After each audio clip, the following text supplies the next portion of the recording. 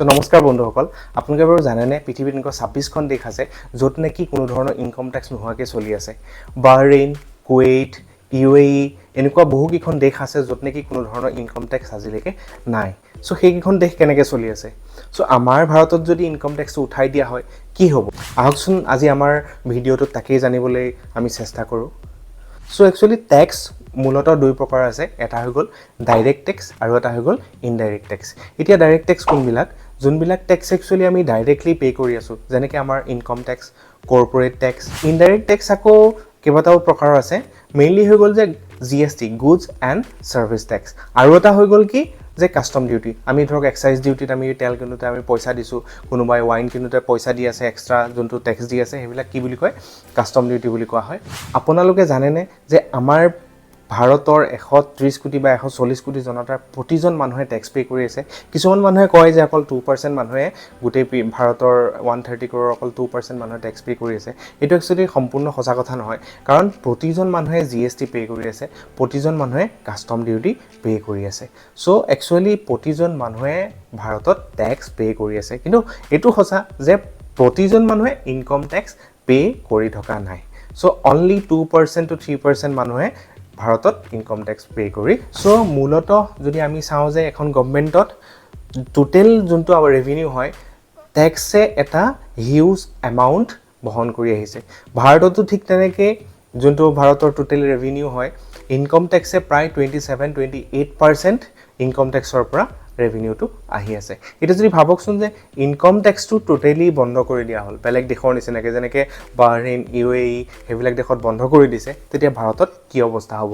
ভাৰতৰ টোটেল ৰেভিনিউৰ প্ৰায় 51% ডাইৰেক্ট টেক্সৰ পৰা আহি থাকে। মানে আমাৰ যোনটো ইনকম টেক্স তেওঁলোকে লয় প্লাছ যোনটো কৰ্পৰেট টেক্স হয়, প্ৰায় ইনকম টেক্সৰ পৰা 26 to 27% আহে, আৰু বাকীখিনি কৰ্পৰেট টেক্সৰ পৰা আহে, আৰু যোনটো বাকী যি 50% থাকিলে সেইখিনি ইনডাইৰেক্ট টেক্সৰ পৰা ৰেভিনিউ জেনেৰেট। যিকোনো এখন দেশ চলি থাকিবলৈ ইয়াৰ ৰেভিনিউটো একচুৱেলি বহুত প্ৰয়োজন। ঠিক তেনেকৈ ভাৰততো ইনকম টেক্সৰ পৰা প্ৰায় 1/4 ৰেভিনিউ জেনেৰেট হৈ আছে। কিন্তু ভাৰতৰে বহুত নামী দামী ইকনমিষ্ট বা এক্সপাৰ্টে কয় যে ভাৰতত যদি ইনকম টেক্সটো উঠাই দিয়া হয় তেতিয়াহ'লে আমাৰ যোনটো গ্ৰ'থ হয়, ইকনমিক গ্ৰ'থ, সেইটো আৰু বেছিকৈ ডেভেলপমেণ্ট হ'ব। চ' ফৰ এক্সাম্পল সুব্ৰমণিয়াম স্বামীয়ে, তেখেতে এগৰাকী বহুত ডাঙৰ ইকনমিষ্ট, তেখেতে লাষ্ট যোনটো আমাৰ বাজেট ছেশ্যন হৈ গ'ল, সেই বাজেটৰ ঠিক আগতে তেওঁ কৈছিলে যে ভাৰতত তেওঁ যদি কেতিয়াবা ফাইনেন্স মিনিষ্টাৰ হ'লহেঁতেন, তেওঁ তেতিয়াহ'লে যোনটো আমাৰ ইনকম টেক্সৰ ছিষ্টেম আছে সেইটো এবলিছ কৰি দিলে হ'লে। পৃথিৱীৰ যোনবিলাক দেশত আচলতে তেলৰ কাৰণে ধনী, সেই মেক্সিমাম দেশ for example UAE, Kuwait, Bahrain, Bermuda, সেইবিলাক দেশত একচুৱেলি যোনটো আমাৰ ইনকম টেক্স, সেই ইনকম টেক্সো কোনো ধৰণৰ লাগু নহয়। চ' সেইবিলাক দেশে একচুৱেলি কেনেকৈ চলে? সেইবিলাক দেশত কি কৰে, ইনকম টেক্সৰ সলনি তেওঁলোকৰ যোনটো ইম্পৰ্ট টেক্স, এক্সপৰ্ট টেক্স, সেইটো বহুত হাই। ইম্পৰ্ট টেক্সটো প্ৰায় 150% হয়, আৰু তাতে যোনবিলাক ধৰক অইল কোম্পানী আছে, অইল ছেক্টৰৰ কোম্পানী আছে, তাৰ ওপৰত যোনটো টেক্স হয় সেইটো বহুত বেছি, সেইটো 55%, 56% তেনেকুৱা লেভেলত তেওঁলোকে সেইটো লৈ পেলাই সেইখিনি কম্পেনছেট কৰি আছে। যিহেতু সেইবিলাক খনিজ সম্পদত একচুৱেলি ধনী দেশ, সেইটো কাৰণে তেওঁলোকে একচুৱেলি ইনকম টেক্স নোহোৱাকৈ ধুনীয়াকৈ চলি থাকিব পাৰিছে। ঠিক তেনেকৈ বাৰ্মুডা আন এখন দেশ, যোনখনত একচুৱেলি ইনকম টেক্স নাই, তাত কিন্তু পে'ৰোল টেক্স বুলি বেলেগ এটা টেক্স আছে। মানে যোনসকল একচুৱেলি চাকৰিয়াল, যোনে পে' পাই থাকে, তেওঁলোকেহে টেক্স দিব লাগে। বাকী ধৰক কোনোবা দোকানী আছে, কোনোবা বিজনেছমেন আছে, তেওঁলোকে কোনো ধৰণৰ টেক্স দিব নালাগে। চ' তেনেকৈ বাৰ্মুডা চলিছে, আৰু প্ৰায় 26-27খন দেশ আছে যোনকেইখন দেশ এনেকৈয়ে চলি। এতিয়া আমি কথা পাতিব লাগিব যে ইনকম টেক্সটো নাইকিয়া কৰি দিলে কাৰ বেছিকৈ লাভ হ'ব? এতিয়া আমি চবেই জানো যে ইনকম টেক্স কোনে দিয়ে?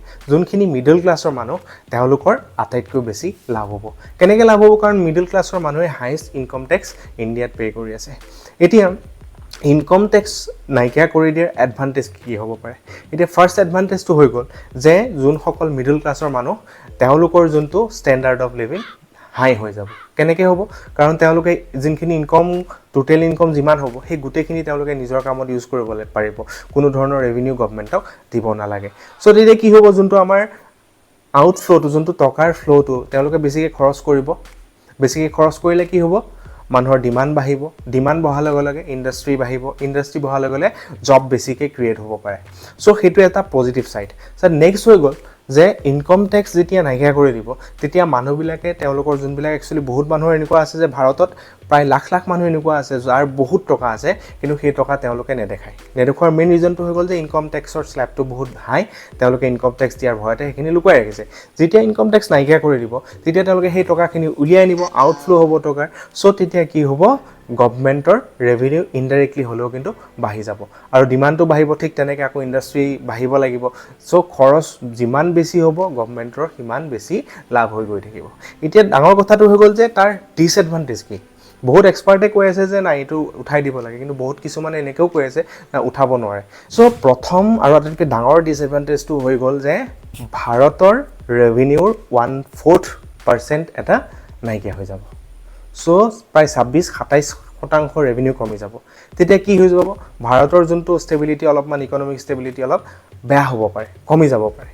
নেক্সট কথা যদি সাপোজ বাকি কিখন কান্ট্ৰিয়ে যেনেকে ইনকম টেক্স নোহোৱাকে যেনেকে চলি আছে যদি ভাৰতেও যদি চলিব লগা হয় তেতিয়া কি কৰিব লাগিব যে ভাৰতে সেই ইনকম টেক্সটো নোহোৱাকে চলিবলৈ হলে কিছুমান ক্ষেত্ৰত কম্প্ৰমাইজ কৰিব লগা হ'ব পাৰে যেনেকৈ আমাৰ ভাৰতত কি হয় হিতাধিকাৰী বহুত বেছি সৃষ্টি কৰে বা কিছুমান ক্ষেত্ৰত কম্পেনসেশন দি পেলাই দুখীয়া মানুহখিনিক কিছুমান সা সুবিধা দিয়ে তেতিয়া হয়তো সেই দুখীয়া মানুহখিনিৰ কিছু প্ৰবলেমত আহিব পাৰে সো নেক্সট ডাঙৰ ইনকম টেক্স নাইকিয়া কৰিলে ডাঙৰ এটা প্ৰবলেম হ'ব পাৰে যে যেহেতু ইনকম টেক্স যেতিয়া নাইকিয়া কৰি দিব মানুহে যেতিয়া কি হ'ব ডিমাণ্ডটো বাঢ়ি যাব সো ডিমাণ্ড বাঢ়ি যোৱাৰ লগে লগে মানুহে খৰচ বেছিকৈ কৰিব ইণ্ডাষ্ট্ৰি বেছিকৈ লাগিব জব বেছিকৈ লাগিব কিন্তু তাৰ লগে লগে কি হ'ব পাৰে বস্তুৰ দাম বহুত বেছি বাঢ়ি যাব পাৰে যোনটো ইনফ্লেশ্যন বুলি কোৱা হয় সো ইনফ্লেশ্যন বহুত হাই ৰেটত হয়তো বাঢ়ি যাব পাৰে সো সেইটো কাৰণে আমি কোনো ধৰণৰ কনক্লুজনত আহিব নোৱাৰো যে ইনকম টেক্স উঠাই দিলে ভাৰতৰ